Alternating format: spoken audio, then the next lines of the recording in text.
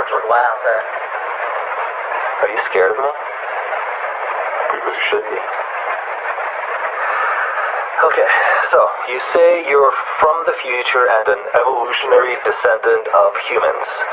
From underground bunkers to remote deserts, these enclaves of the unknown have sparked more conspiracy theories and speculation than any sci-fi movie. Are they testing advanced aircraft, harboring extraterrestrial secrets, or conducting experiments far beyond our wildest imaginations? Buckle up and prepare for a journey into the heart of the world's most impenetrable fortresses, where the line between fact and fiction blurs and the truth is stranger than fiction. Starting off our list today, we have Kapustin Yar in Russia. This place, often shrouded in an aura of intrigue and mystery, is a Russian rocket launch and development site that has fueled countless conspiracy theories and urban legends since its establishment in 1946. Dubbed the Russian Roswell, it has been at the epicenter of UFO folklore in Russia, with numerous sightings and alleged alien encounters reported over the decades. The secrecy surrounding its operations only amplifies the allure, with speculations ranging from hidden extraterrestrial artifacts to advanced undisclosed aerospace technologies. While it serves as a significant hub for Russia's aerospace endeavors, its mysterious past and the restricted access to the site have made it a fertile ground for outlandish theories and urban legends. My favorite. Next up, we have Camp Peary,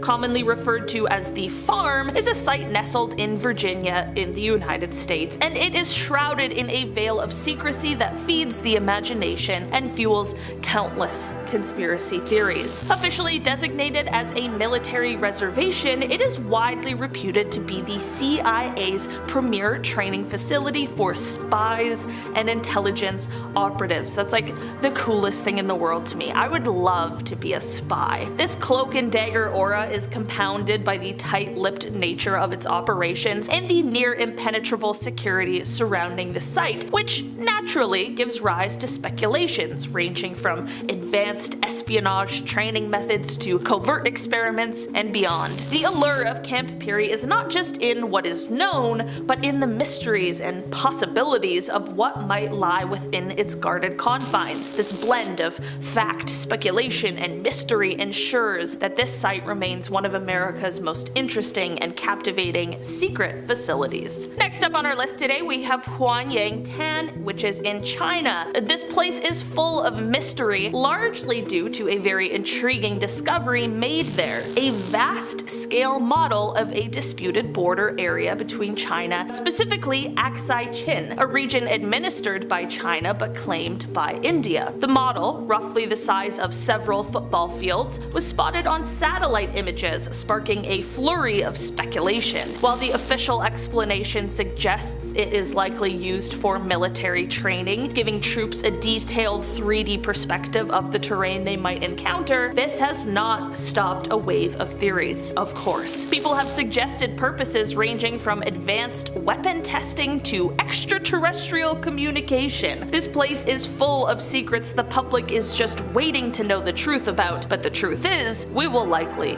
never know. Next up on our list today, we have Zitker in Russia. Okay, another one of those secret Russian facilities. This place has captivated the imagination of conspiracy theorists. I mean, what doesn't capture their imagination? But also military aficionados. Dubbed by some as Russia's Area 51, this facility is rumored to nestle within the confines of Kapustin Yar missile test range that we already spoke about, which itself is a site of considerable speculation due to its historic ties to the Soviet Union's early forays into space and missile technology. Urban legends paint Zitker as a subterranean labyrinth teeming with alien technology and clandestine government experiments. Tales of UFO crash retrievals, reverse engineering of extraterrestrial artifacts, and even advanced propulsion research echo through the corridors of conspiracy forums, fueling a narrative that blends Cold War secrecy with sci-fi mystique. I'm just saying, Bob Lazar probably loves this place. While concrete evidence remains as elusive as the whispers of alien encounters, Zitker's allure persists, an unexplained secret base where the limits of technology and reality itself seem to blur. Moving on down our list, we have the Los Alamos National Laboratory, which is located in the scenic New Mexico. This place is not only a cradle of scientific innovation, but also a fertile ground for the imagination. Established during World War II as part of the Manhattan Project, its primary mission was to design and build the atomic bomb. Most of us probably saw Oppenheimer, so I feel like we have a bit of an idea as to what this time in history was like. This clandestine origin has sown the seeds of mysteries that have flourished into various theories and legends. While it is revered for its contributions to nuclear science, space exploration, and national security, Los Alamos also wades through a swamp of speculative tales ranging from alien research to time travel experiments. Despite its transparent achievements in science and technology, the shroud of secrecy that once enveloped its operations feeds public curiosity and fuels tales that tread the fine line between fact and fiction. Next up on our list, we have the Tonopah Test Range, ensconced in the remote reaches of Nevada. This place is a swath of land that has long been the focal point of intense speculation. Officially, it serves as a key site for the testing of advanced weapons systems and aerospace technology, playing a pivotal role in the US military's research and development endeavors. Yet,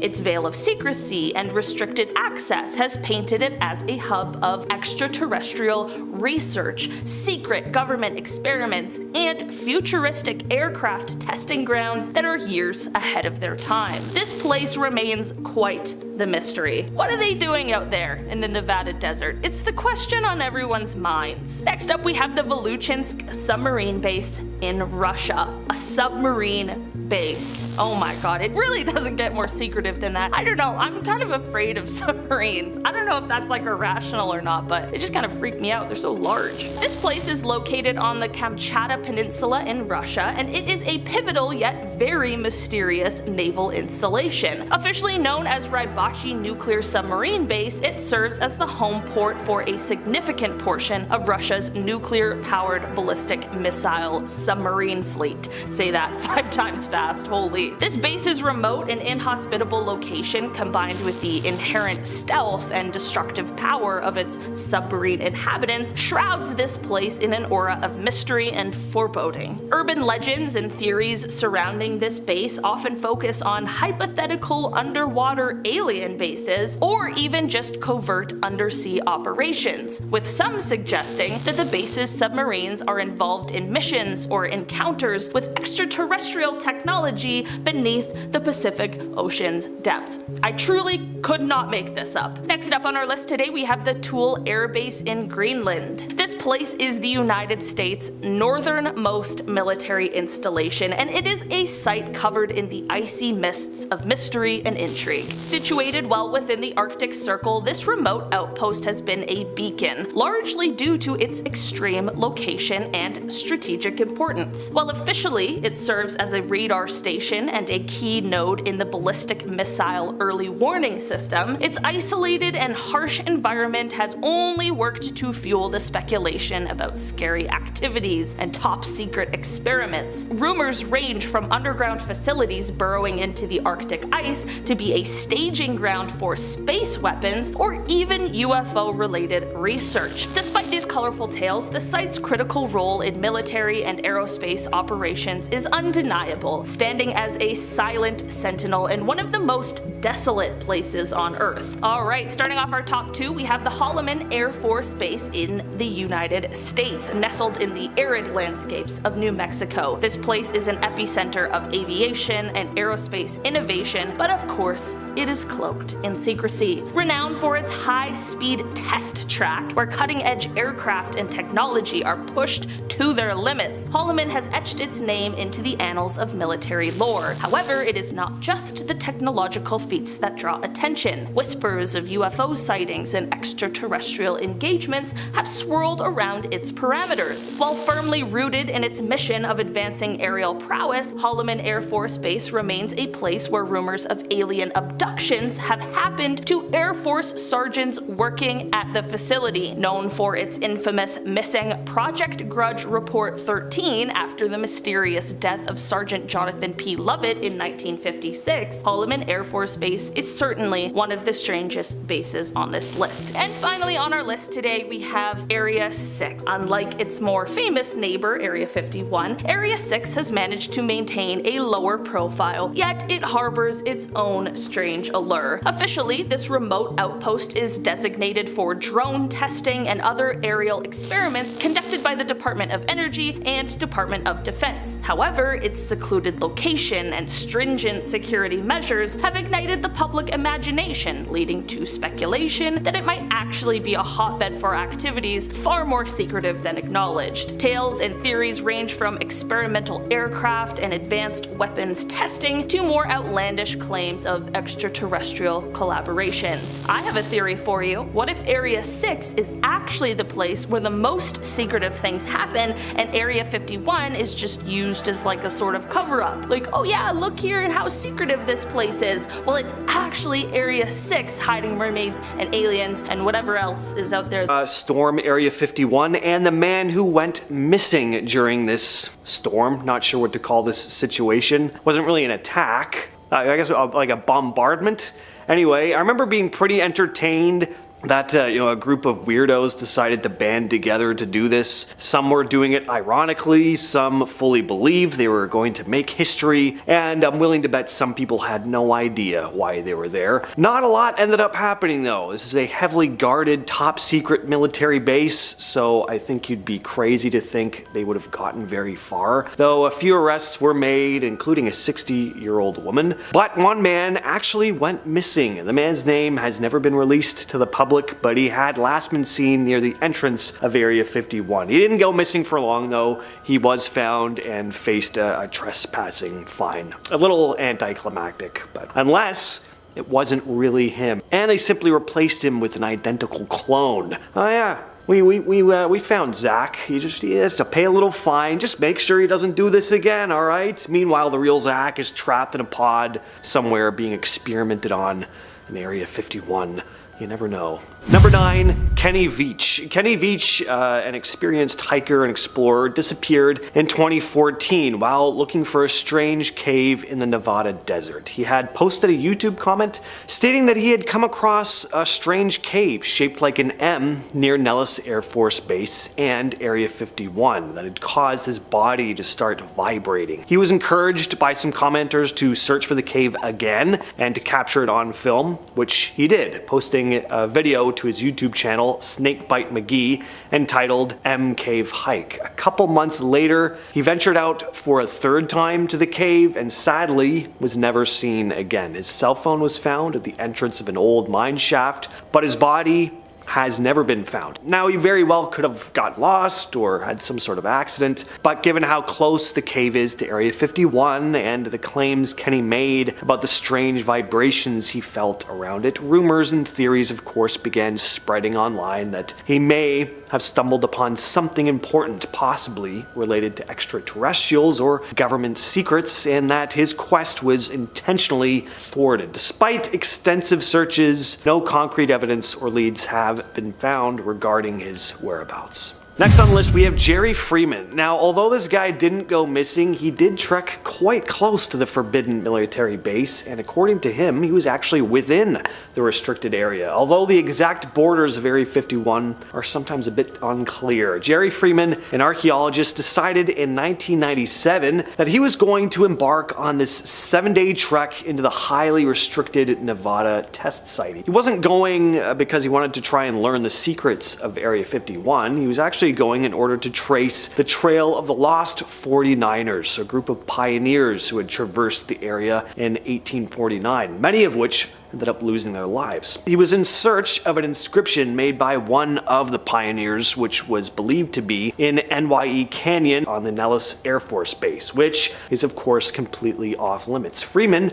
had quite the adventure. He spent his time avoiding security, sleeping with nothing but a blanket and the clothes on his back. He traveled very light, and by the end of his trek, he almost completely ran out of water. He never found what he was looking for, but he did claim to have seen Area 51. Freeman had climbed a ridge above the canyon looking down on Papu's Dry Lake, which is just south of Area 51. He claimed that during the day he didn't really see much, but that night had seen lights, one of which looked like it was coming from a security vehicle perhaps, and one which was stationary but seemed to grow and shrink in size, which could have been a hangar door opening and closing in the distance. At number 7 we have Paul Bennewitz. Paul Bennewitz was a businessman and UFO enthusiast who became entangled in this conspiracy surrounding Area 51, mostly during the 1980s. Bennewitz claimed to have discovered evidence of extraterrestrial activity near the Kirtland Air Force Base in New Mexico, which he believed was connected to Area 51. He reported witnessing unidentified flying objects and strange phenomena like unusual lights and electronic disturbances. Bennewitz became convinced that a secret government program was conducting alien research, leading him to share his findings with various other government agencies, including the Air Force and the Defense Intelligence Agency. His claims caught the attention of a UFO investigator named Bill Moore, who admitted later on that he had got caught up in a disinformation campaign against Bennewitz on behalf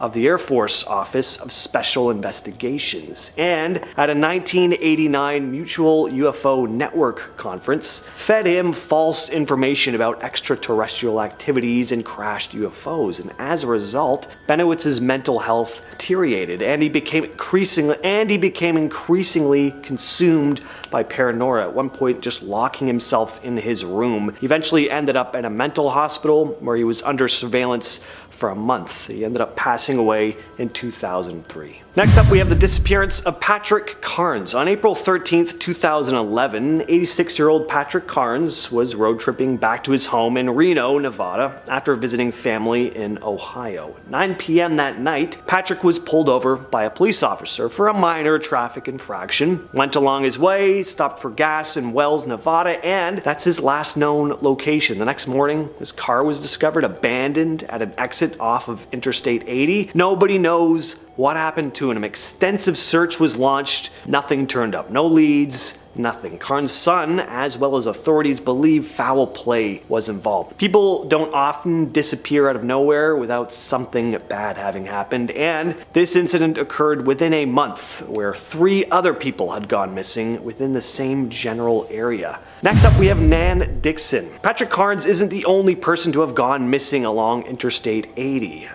This Nevada highway has had a number of mysterious disappearances dating all the way back to 1978. There have been hundreds of unexplained deaths and disappearances, but 73-year-old Nan Dixon went missing in 1978. On September 21st, Dixon was driving from California to Seven Troughs, Nevada to see her brother, but she never showed up. She was reported missing and a search was launched, but there was no sign of her or her vehicle.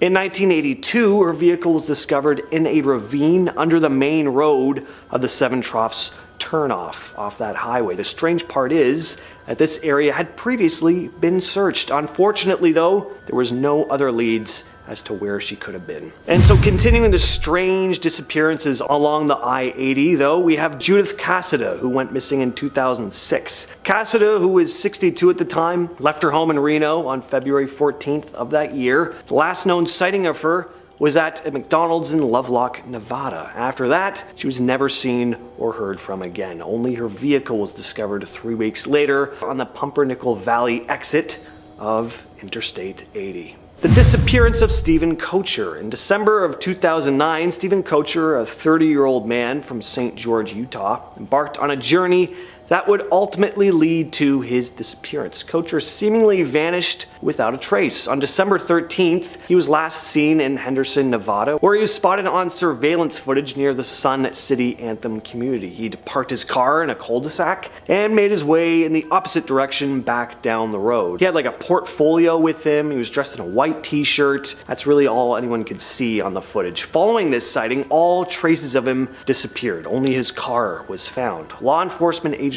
launched extensive searches, conducting interviews, scouring the desert landscape, and pursuing leads in hopes of uncovering clues. But despite their efforts, no concrete evidence emerged. His disappearance perplexed both his loved ones and the investigators assigned to the case, and the lack of information surrounding this vanishing has given rise to, of course, numerous theories and speculation. Some think that maybe he experienced a mental health crisis or decided to intentionally go off and start a new life somewhere, while others think it could have been foul play. And at number 2, we have Bob Lazar. Bob Lazar is a rather controversial figure known for his claims about Area 51. In the late 1980s, Lazar came forward with sensational assertions that he had worked in this reverse engineering program with extraterrestrial technology at a site within Area 51 called S4. According to Lazar, he had been recruited to work on advanced propulsion systems of 9 alien spacecrafts held by the US government within aircraft hangars built into a mountainside. Sounds rather familiar to something Jerry Freeman may have witnessed on his trek in the area. Lazar described the technology as being far beyond anything known to human science. Lazar's claims attracted quite a bit of attention, of course. Some thought his claims were incredible, some thought they were incredibly stupid. He presented himself as this whistleblower exposing this classified information. The US government has consistently denied Lazar's assertions and dismissed his credibility. They've maintained that Area 51 is just a classified military facility primarily used for the development and testing of experimental aircrafts, but nonetheless, Lazar's claims have gained a following amongst UFO enthusiasts and conspiracy theorists who see his stories as evidence of some sort of government cover-up going on.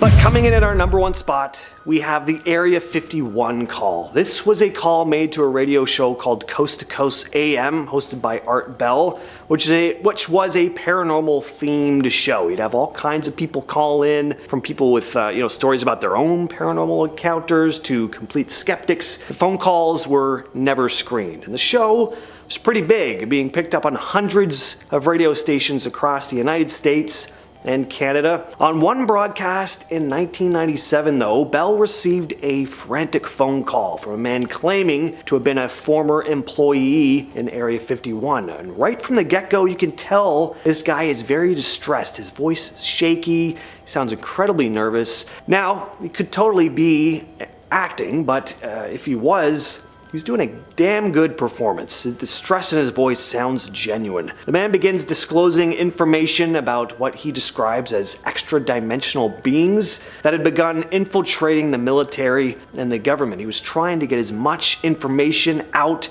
as possible, claiming, quote, "They'll triangulate on this position really, really soon." The conversation didn't last long before the transmission was completely cut. Till this day, the identity of that man has never been revealed. Number 10, Our Secrets Kill. In 1994, the US Air Force and the EPA were sued by the widows of Walter Kaza and Robert Frost. The 2 contractors died while working at Area 51 because they were present when massive quantities of unknown chemicals were being burned in open pits at Groom. The men were never told what the chemicals were, they weren't even allowed to bring gas masks from home or any external equipment, just gloves. They sustained liver, skin, and respiratory injuries, and that soon led to their deaths. Biochemists analyzing the men's biopsies found high levels of industrial toxins in their tissue that are rarely ever seen in humans. Of course, the women lost the case because President Clinton made Area 51 exempt from all environmental disclosure laws, and because the government never actually had to reveal what the chemicals were, so the case had insufficient evidence.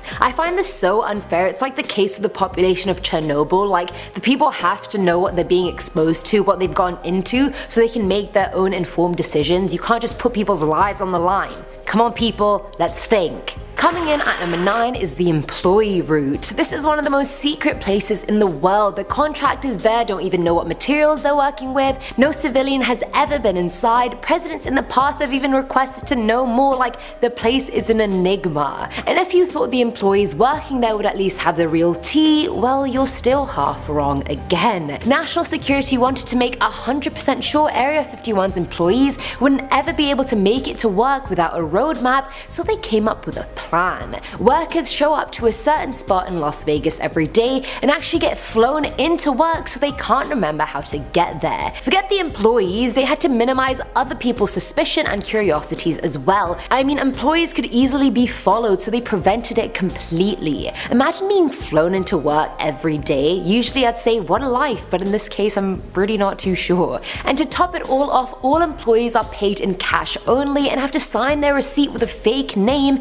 since they're part of a black project. At number 8 we have Dreamland. Before the site gained all this fame with Area 51, it was actually called Dreamland. Weird, I know. I only know of one other Dreamland and it's a water park, not an alien conspiracy site. When it was Dreamland, there weren't all these spooky, freaky stories surrounding it. It didn't make people run for the hills like it does now. It was initially called Dreamland because it was meant to be a quiet place where workers could do their job, mind their own business, and not be called out for being aliens. I don't know whose idea it was to call it Dreamland. Maybe they thought all their dreams would come true if they got all these military jets, right, or these nuclear weapons, or if they dominated other planets. I don't know. That's why they did all this testing, right? But even then, I still don't see the link between military training and aircraft testing and Dreamland. It's probably Dreamland for someone, but that's definitely not me. Filling our number 7 slot is the landing strip, and we can thank Google Earth Images for this one. Back in 2016, it revealed a strange mile-long landing strip located in Area 6, which is about 12 miles northeast of Area 51. There's also a cluster of hangars at the end of the runway, which is quite odd, and if you don't know what a hangar is, it's basically a building that houses aircrafts.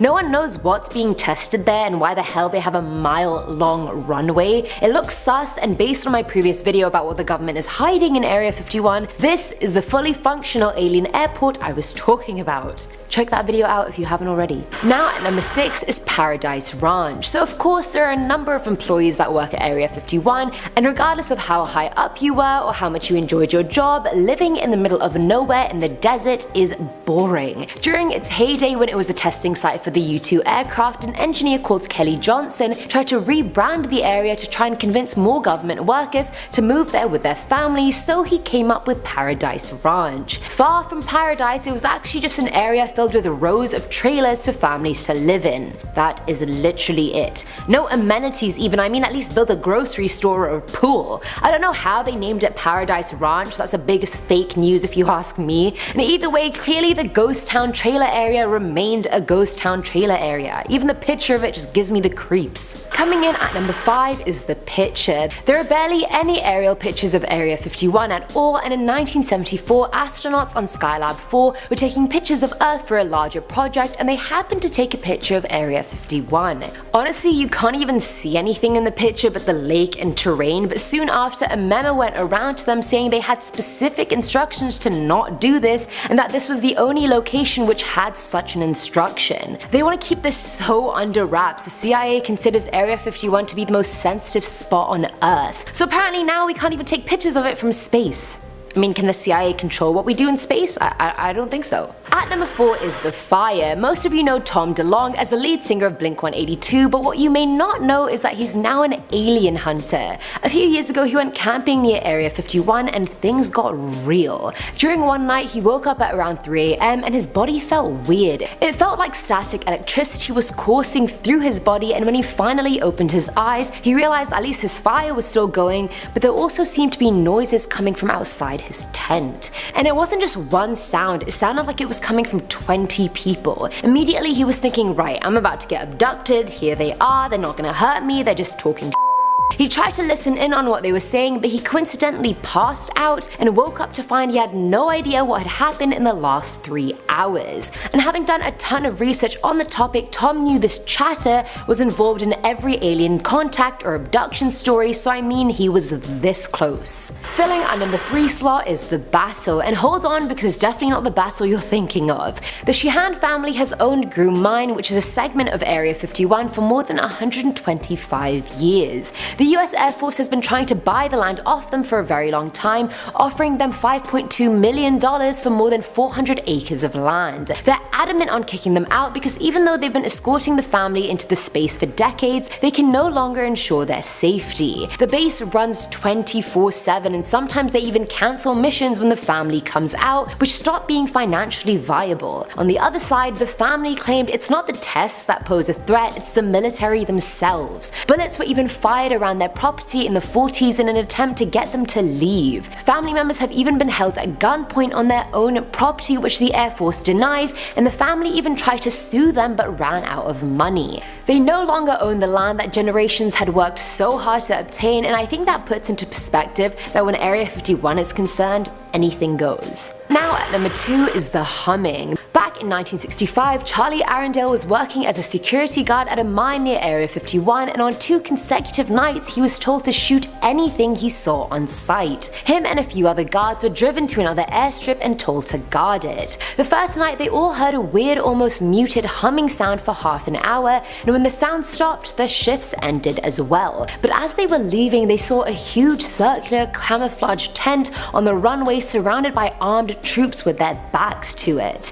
The next night they heard the sound again, but this time the tent was nowhere to be found. Now I can't confirm what Charlie saw because I wasn't there, but I feel like he was bussed to the mile-long airstrip, also known as the functioning alien airport, and was told to protect the vessel as well as potentially kill anyone or anything that comes off of it. And finally, at number 1 is the BBC invasion. Breaking into Area 51 can end up in many ways. Number 1, the camo dudes can just shoot you. Number 2, you can get fined for $1,000 and go to jail for 6 months. Or 3, they sacrifice you to the aliens because you've seen too much. Never thought jail would sound good until now. Either way, this team of journalists from BBC learned this the hard way when in 2012 they broke into the site looking for a juicy story. Anything for the team, my friends. After filming for around 30 minutes, one of the crewmen knocked on a door and 8 camo dudes, which is their official name by the way, I'm actually not bullshit, came out with assault rifles and forced the crew to the ground. They all had to lie face down with guns to their backs for 3 hours until the sheriff came. All their phones, film equipment, microphones, everything were taken away from them,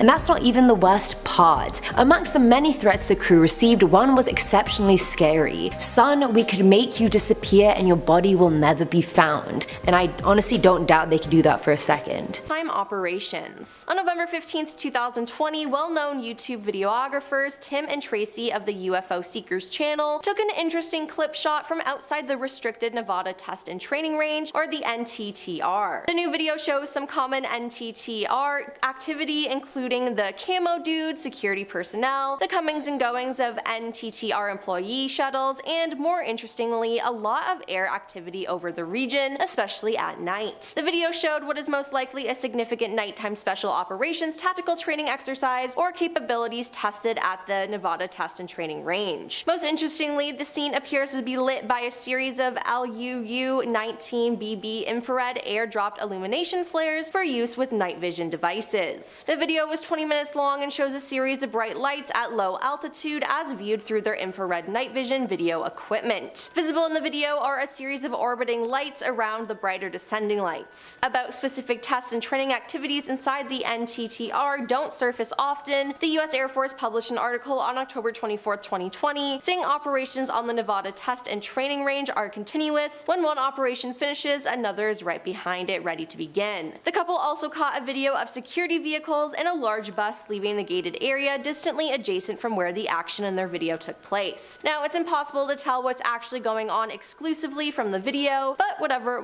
it was big and it looked interesting.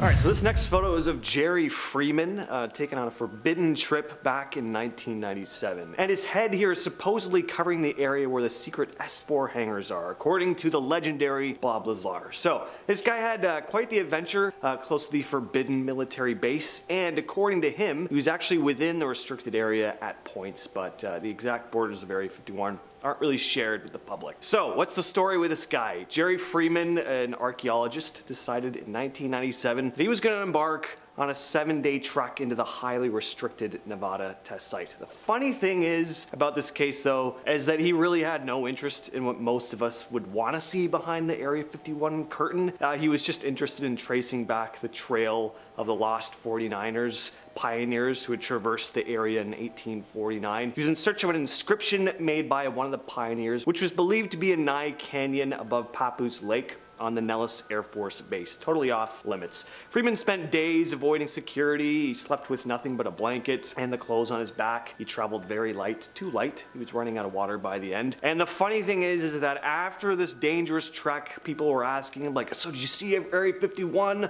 What's in there? Where are the UFOs, man? And again, just had no interest in that side of it. So he was like, I think at one point I might have seen Area 51. He'd like climbed on a ridge above Nye Canyon looking down on Papoose Dry Lake, which is just south of Area 51. And he was like, yeah, during the day I didn't see much, but one night I saw some lights. One looked like it was coming from a security vehicle. One was kind of stationary, but it seemed to grow and like shrink in size. Could have been a hangar door opening and closing. I don't know, it's an interesting kind of case. Number 8. Codename Hood. A book by Los Angeles Times journalist Annie Jacobson, Area 51, an uncensored history of America's top secret military base, Little Brown, tells the story of the famous site that has spurred tales and rumors of intrigue and cover-ups. Annie dove through thousands of recently declassified documents to reveal what happened in the 1940s, 50s, and 60s at the government-restricted area near Groom Lake, Nevada. In the book there were some photos, and for this one, Annie said, the black device attached to this balloon in Area 9 of the Nevada test site is a 74 kiloton atomic bomb codenamed Hood, the largest atmospheric nuclear weapon ever exploded in the United States. Standing on a ladder minutes before this photograph was taken on July 5th, 1957, Al O'Donnell put the final touches on the bomb firing system. Area 51 is over the hill to the right of the device, and on the next page and photo and row a column of radioactive smoke rises from the Hood bomb. To the right of the mushroom stem, the landscape can be seen on fire. Approximately 1 hour after the bomb went off, security guard Richard Migas drove through Ground Zero to set up a guard post at the Area 51 guard gate directly over the burning hills. Next up we have the Boyd Bushman photos. So Boyd Bushman is no longer with us, but he took with him to his grave many tales of the extraterrestrial friends he met as a Lockheed Martin engineer working within Area 51. At least that's what he claimed. In 2007, Bushman was filmed in a video talking with independent aerospace engineer Mark Q. Patterson about his experiences in the restricted area, claiming to have met several aliens, some of whom were hundreds of years old apparently and hailed from planet Quintumnia. Even said some of these Quintumians were employees of Area 51. Held up a bunch of photographs. The video became relatively big, but I gotta say, call me crazy, these pictures look not great. That alien looks like it's from Spirit Halloween. Nothing against Spirit Halloween. I go every Halloween, but not the most convincing. I think Boyd knew he was on the outs. He died not long after this interview, and I think he wanted to go with a little bit of a prank. Can't blame him. In fact, I respect him for it. Number 6. Gabe Zeffman. Gabe Zeffman, a private pilot and amateur photographer, spent Christmas Day 2020 flying his Cessna 150 plane over Area 51 and snapping just over 1,000 photos. He captured stunning visuals of the Nevada test and training range and Area 51, showing a mysterious triangle shape inside an open hangar. The hangar is just south of the main NTTR complex at Area 51, and the object looks large, although it is unclear. It does appear to be the only hangar that's open as well. In the videos of his flights posted on YouTube, Gabe can be heard getting clearance for his route over the restricted area. Now for this particular flight, he had higher quality photography gear that allowed him to capture better photos. So what's in the hangar? Seems like we may never know. Number 5, the alien interview. So there's actually footage of this one, so yeah, not really photos, but I mean, isn't video better than a silly old still photograph anyway? This footage was shown in a 1997 documentary entitled Area 51, The Alien Interview, and the big selling point here was that you were going to see real footage of Area 51 employees in the S4 facility communicating with an extraterrestrial on camera. The man behind the film, simply known as Victor, narrates through the footage, claiming to be former Area 51 employee and whistleblower who copied the footage, which was taken in 1989 before before setting out to share it with the world. So you don't hear what was actually being said in the video. There's no sound other than the mysterious Victor relaying the information over the footage, but you do see what looks to be your classic gray alien moving around and opening and closing its mouth. I mean, if it was just a puppet, there was definitely some effort put in here, and by that I just mean they tried to make it look like it was moving. Number 4. Closest photos of the base ever. In 2017, Tim and Tracy of the UFO Seekers, who was mentioned before, hiked up the 1.4 mile high Tikaboo Peak, a mountain 25 miles opposite the mysterious military base, in order to capture the closest ever pictures of Area 51. From the peak of this mountain, the duo of UFO hunters used a special telescopic lenses to get the clearest photographs of the buildings and vehicles inside the top secret government site. The Area 51 pictures taken show what looks like a water tower, several complexes, and vehicles moving around. Next up, we have the UFO. In December of 2019, Nevada resident Steve Barron shared pictures and video of this mysterious object flying over a mountain range close to his home. So whatever the object is, looks big. It's far off in the distance, but it's very noticeable and very bright. Definitely doesn't look like the small specks you get in the sky with satellites. It's super bright again, and it moves in a strange pattern too. It doesn't move at one consistent speed or in one single direction. There's a point where it kind of looks like it could be a satellite. It's moving through the sky in more of a traditional pattern, just straight across. But then it stops, starts moving back in the direction it was coming from, and seems to clip along at a good speed too. Like whatever this thing is, it's fast. So I don't know. Could be a drone,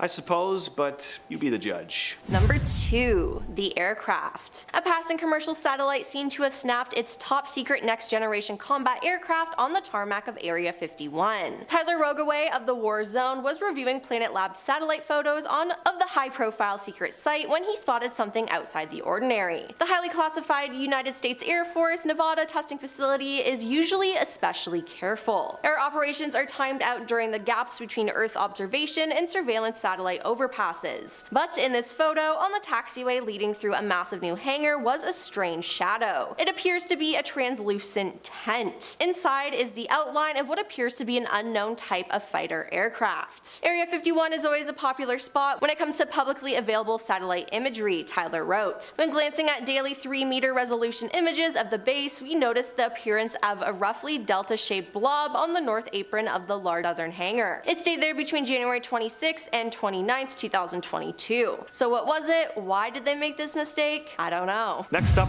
we have the Area 51 entrance. So a few years back, satellite photos were shared online showing what looked to be a possible entrance to the ever elusive wonder that is Area 51. Someone was cruising around on Google Earth and spotted a road leading to a parking lot by the foothills of a mountain. Now, whatever this road leading to this parking lot was actually built for, it wasn't there back in 1998, where satellite images of the same area showed there to be no road leading to this dead-end area with the parking lot. So what's going on? It is pretty strange. Why have all these roads been built leading to a parking lots in seemingly dead-end areas by the side of a mountain? There's nothing there. It's not like, they'd park there and then walk all the way back down the road to go somewhere else. No, it seems as if there's a secret tunnel that's been carved into the side of the mountain. I think Bob Lazar said something about some mountain facility in Area 51. As for what's going on in there, your guess is as good as mine. To the mystical allure of the Issa Grand Shrine in Japan, a pinnacle of spiritual significance in Shintoism. Revered as one of the holiest and most sacred sites, this shrine embodies a tradition steeped in antiquity and mysticism. Uniquely, the Issa Grand Shrine is part of an ancient and ongoing ritual where it is demolished and rebuilt every 20 years, a practice known as Shikinen Sengu. This ritual, deeply embedded in Shinto beliefs, symbolizes the concept of impermanence and renewal, essential to maintaining the purity and power of the shrine. The materials and techniques used for reconstruction are kept traditional, honoring centuries-old craftsmanship. Access to the shrine's innermost sanctum, where the sacred mirror, considered to be one of the 3 imperial regalia of Japan, is kept, is extraordinarily restricted. This privilege is reserved solely for the shrine's priestess or priest, who is usually a member of the Japanese imperial family, and no other person. Not even the emperor is allowed inside. This level of exclusivity and the profound cultural and religious significance of the shrine make it a fascinating, albeit very mysterious, destination. Next up, we have Room 39 in North Korea. Room 39 in North Korea represents a layer of mystery within an already secretive nation. Believed to be nestled in the heart of a ruling Workers' Party building in Pyongyang, Room 39 is enveloped in mysterious tales and a lot of speculation. This clandestine entity is rumored to be a linchpin in a network of illegal activities primarily focused on generating foreign currency for the regime. It is said to be involved in a wide array of covert operations ranging from counterfeiting currencies to international insurance fraud and even illicit substance trafficking. The reality of what transpires within its walls is known to only a select few, shrouded in the utmost secrecy. This veil of mystery only compounds the intrigue surrounding Room 39, making it a focal point of international curiosity and speculations about the lengths to which North Korea goes to sustain its economy and fund its leadership's agendas. Next up, we have the Jiangsu National Security Education Museum in China. This museum, located in the heart of Nanjing, represents a unique facet of espionage history, but with a catch. It is strictly off-limits to foreigners. This policy is not just a formality, it is rigorously enforced, underscoring the sensitive nature of the exhibits within. Inside, the museum houses an extensive collection of Chinese espionage equipment and confidential documents, offering an unparalleled glimpse into the shadowy world of spies and secret agents. It's a veritable treasure trove of state secrets, spy gadgets, and covert operations accessible exclusively to Chinese citizens. From cipher machines used during revolutionary times to modern-day surveillance equipment, the museum provides a comprehensive overview of China's intelligence history. It stands as a testament to the country's very complex relationship with espionage. It is shrouded in mystery and very tightly controlled, mirroring the secretive and exclusive nature of the intelligence world itself. Next up, we have the Woomera Prohibited Area, sprawling across the arid landscape of South Australia. This place stands as one of the world's largest military testing ranges. Covering an area larger than some countries, this vast, desolate expanse is full of secrecy and tightly guarded against public intrusion. Established in the Cold War era, it has been an essential site for testing a wide array of military hardware, ranging from cutting-edge missiles and advanced weaponry to unmanned aerial vehicles and drones. The testing conducted here is crucial for national defense and international collaborations involving partners like the United States. The airspace above Woomera is regularly cleared for testing, creating a temporary no-fly zone that underscores the seriousness of the activities undertaken. Despite its importance, very little is known about the specific projects and experiments conducted within its boundaries, as strict security measures and confidentiality agreements keep these details out of the public eye. This combination of vastness, secrecy, and advanced military technology makes the Woomera Prohibited Area a fascinating and intimidating locale, far more restricted than most classified sites globally. Nestled in the ancient city of Aksum, Ethiopia, stands a modest chapel believed to be the final resting place of one of history's greatest relics, the Ark of the Covenant. This sacred chest, as described in the Hebrew Bible, is said to contain these stone tablets of the 10 Commandments given to Moses on Mount Sinai. Shrouded in divine mystery, the Ark's presence in this chapel is guarded by a single monk appointed for life. This guardian, sworn by a vow of silence and seclusion, is the sole human allowed to gaze upon the Ark, making this one of the most restricted religious sites on the planet. This strict access and secretive nature of the chapel's contents have imbued it with a profound sense of reverence and intrigue. Pilgrims and tourists may visit the compound, but the chapel itself remains a tantalizing mystery, its secrets preserved within its unassuming walls. The blend of myth, religion, and historical significance surrounding the Ark continues to captivate the imagination of believers and skeptics alike, making the Chapel of the Ark of the Covenant a unique and mysterious site in the tapestry of human history. Moving on down, we have the Heard Island volcano volcano. Heard Island, situated in the sub-Antarctic, is one of the most remote and inhospitable places on Earth. Dominated by the active volcano Big Ben, the island presents a landscape of dramatic natural beauty and daunting extremes. The harsh climate, characterized by persistent cold, fierce winds, and heavy snowfall, renders access to this isolated island almost impossible. Besides its challenging geography, Heard Island is designated as a protected nature reserve, emphasizing conservation and scientific study while strictly limiting human interference. This combination of natural barriers and legal protection ensures that Heard Island remains one of the least disturbed ecosystems on the planet, a pristine sanctuary for wildlife, and a natural laboratory for scientists studying climate change and volcanic activity. Next up, we have the Royal Bedroom in the United Kingdom. Located in the heart of Buckingham Palace, the Queen's bedroom, well, I suppose it's now the King's bedroom, epitomizes exclusivity and is undeniably one of the most restricted rooms in the entire United Kingdom. This room, steeped in royal history, is a sanctuary for the reigning monarch, filled with priceless artifacts and personal treasures. Its notoriety peaked in 1982 when an intruder, Michael Fagan, shockingly made it past palace security and into the room, an unprecedented breach that shook the foundations of royal security. This incident prompted a massive overhaul of palace security protocols, of course, transforming the bedroom into a veritable fortress within Buckingham Palace. Access to this room is now more tightly controlled than ever, reserved for a select few, and guarded with the highest levels of security, ensuring that such a breach remains a once-in-a-lifetime occurrence. Moving on, we have Area 122. Area 122, ensconced within the Antarctic Treaty's no-go zones,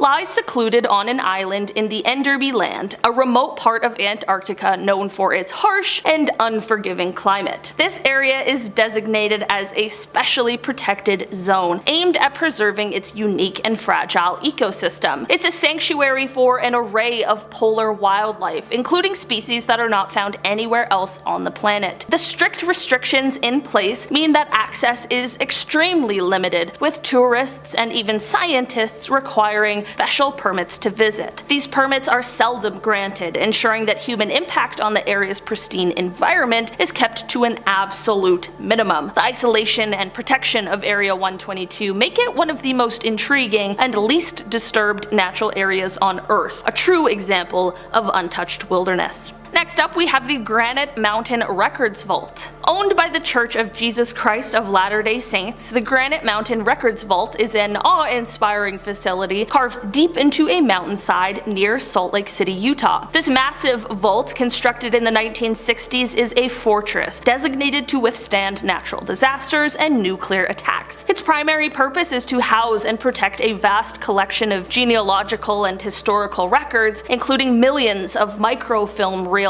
containing family history and vital records from all over the world. The security measures surrounding the vault are extraordinary, featuring state-of-the-art technology and rigorous protocols to ensure the preservation and protection of these invaluable records. The public's access to the vault itself is extremely limited, with the church maintaining strict control over who can enter the facility. This secrecy and the critical nature of the documents stored within add to the vault's mystique, making it a topic of fascination and intrigue among both genealogists and just the general public. Next up, we have Porton Down. A British research facility located in Wiltshire, Porton Down is a hub of scientific inquiry dedicated to the study of chemical and biological weapons. Established during the First World War, it has since been at the forefront of research in these fields. The activities and experiments conducted at Porton Down are of the highest classification, covered in secrecy and subject to strict government oversight. This veil of mystery has made the facility a magnet for conspiracy theories and controversies over the years. It has been associated with everything from unethical human testing to the development of advanced undisclosed weaponry. Despite its notoriety, Porton Down plays a crucial role in national defense, helping the UK to understand and defend against chemical and biological threats. However, the exact nature of much of its research remains a closely guarded secret, adding adding to its mysterious and somewhat ominous reputation. Have the secret entrances.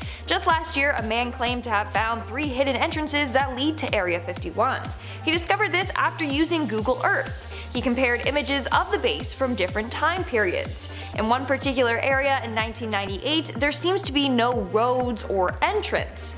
Satellite pictures of that same location in 2005, 2010, and 2013 show a road and a dead end with what looks like an entrance and tunnel carved into a mountain. In fact, at the dead end, there appears to be cars parked there. Seems unusual for people to just park there, because what is around for them to do? Wander the barren plain alone? No, they're parking their cars there and then entering Area 51 through this secret entrance. In our 9th spot, we have the alien craft. What I'm about to show you is a leaked video and some photos from Area 51 of an alien spacecraft test. The video features a flying object hovering in the sky and moving in ways that other crafts definitely don't do. This was recorded on May 15, 2017, and then was leaked years later. If this isn't actually a UFO, then what could it be? That's what's baffling people. The way it just moves up and down and side to side that quickly is very strange, especially because of its size. What do you think though? Is this proof that Area 51 has gotten their hands on an alien spacecraft? Moving on to number 8, we have the transportation of a UFO. When this next photo was leaked online, it was met with a number of conspiracy theories. So this is the image of the CIA transporting a large part for one of their top secret projects. In fact, when this was getting transported, the CIA sealed off the entire highway. And I'm sure you can see why this was met with a number of conspiracy theories. Like, look at the shape of the thing that they're transporting. That is definitely a UFO or part of a UFO spaceship. Now, this is where it gets even more interesting. Somehow, a group of bikers made it onto the road. When they were stopped by some soldiers, they asked what they were transporting, and the soldier said they found a UFO up in the mountains. Now apparently he said this jokingly, but who knows? In our 7th spot, we have the Tic Tac UFO. Last year, another UFO was spotted near Area 51. This one was given the name the Tic Tac UFO because of its tic tac shape and white or bright appearance. So this spacecraft was caught on footage by a person driving along near Area 51. He was driving along the extraterrestrial highway. That's the name given to the highway in Nevada, as a number of UFOs have been seen by drivers while on this route. At first, the driver thought that what he was seeing was just a cloud. When he got closer to it, he realized that it was definitely a craft of some kind. Later on, alien hunter Scott Waring confirmed that the UFO was in fact alien in origin. Also, the area in which he was driving through had a number of wind farms in the area. Turns out that in the past, a lot of UFOs have been spotted around wind farms, and one UFO even crashed into a windmill many years back. Some say this is because aliens are fascinated with human technology. In our 6th spot, we have Stephen Barron. In 2016, UFO hunter Steve Barron captured video and photographic evidence of another alien spacecraft close to Area 51. These were taken near his home in Las Vegas, Nevada, an hour drive from Area 51. Using a night vision camera, Steve head out to Red Rock Canyon to try and capture a UFO. The first couple of hours, there was nothing. Then he saw mysterious weird flashing lights appear over a mountain. He said this in regards to the UFO and its lights, and I quote, "First one, then two, then more and more. They put on a spectacular show. I am glad I was patient because the show they put on kept getting better and better." We are now at our 5th and halfway mark with the CIA spy plane.